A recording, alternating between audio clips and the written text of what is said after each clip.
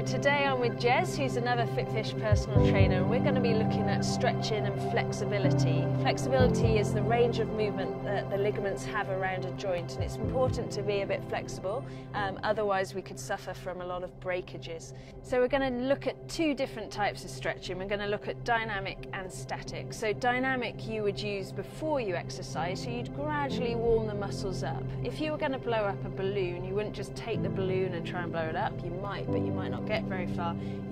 Most people would stretch the balloon like this before they blow it up, gradually increasing the length, and that's what we're trying to do with our muscles before we exercise to prevent injury. And after we exercise, that's when we do the more static stretching to gradually help our muscles return to the length they were before we exercise, and all this helps prevent injury.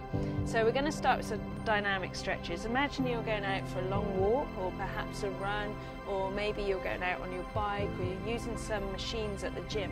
Then you would perhaps start by walking on the spot a little bit and bringing it up to a march. Now if you're going out for a run, this might take the form of jogging like Jez is doing. Okay, and gradually your knees would get higher. And it's really tempting when you go out just to go for it and just to start running or just to start walking fast, but it's really important to warm those muscles up, especially on a cold day. Okay, and then you start taking your feet to your backside, so kicking them up, and that's either walking or jogging. And again, just warming up the front bits of those legs. Okay. That's it. And then we're looking to warm up the back of our legs. So you kick your legs forward, a nice straight leg. That's it. Okay, and this can be done on the spot or as you're moving around as well. Okay, and then have some fun with it as well. Do a few kicks and really get those legs moving. Okay, now if you're going to be using your upper body too, then it's a good idea to just gradually start warming up those stomach muscles and those arms and those shoulders. That's it, so turn around, nice and far, that's good. And then maybe do some swimming, bit of front crawl, that's it, bit of breaststroke, bit of back crawl, old English backstroke I think they called it. That's it. Okay, and perhaps some punching to the front, that's it. And to the side. Good. Okay, great. So your upper body's warmed up, your lower body's warmed up, and we're just going to finish off with some big dynamic movements. So we're just going to do some squats and use our arms as well. That's it. Some nice big movements. Great. And then you're ready to go out and do whatever you're going to do. Okay, so you've been out and you come back, and you need to cool down. Again, really tempting just to get straight into your house and go make a cup of tea or have a shower, but it's really important to stretch off and cool down.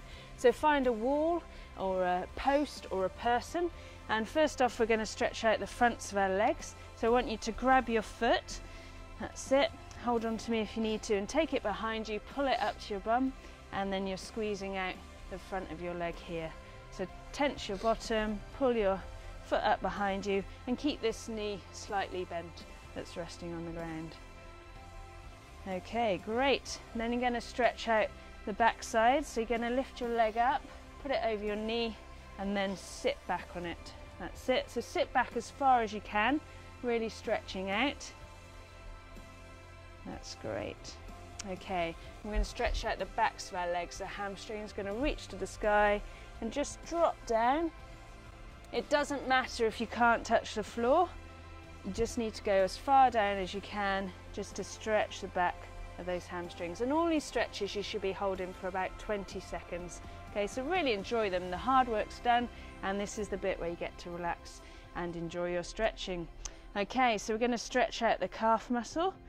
So Jez has just crossed his legs over here and he's just reaching down. You should feel this stretch in the back of your lower calf. That's it. That's great. Okay, and then you can lean against a wall or a person, and you're just going to again stretch out those calves. So bend the front knee, keep the back leg straight. Hold that for about 20 seconds, and don't forget to swap legs. And then you can bend the back knee as well, just to stretch a different part of the back of your leg. Okay, great. So that's the lower body. But if you've worked out the top half as well, it's really good to stretch your arms out. So take one arm in front of you, straight, stretch it across your body. That's it. And just push forward. So you're stretching your shoulder, but also the muscles in your arms as well. Okay, and then if you've used your triceps, we're going to move on to a tricep stretch. So put your arm up in the air, drop it behind you, touch your shoulders, and push forward on your arm here.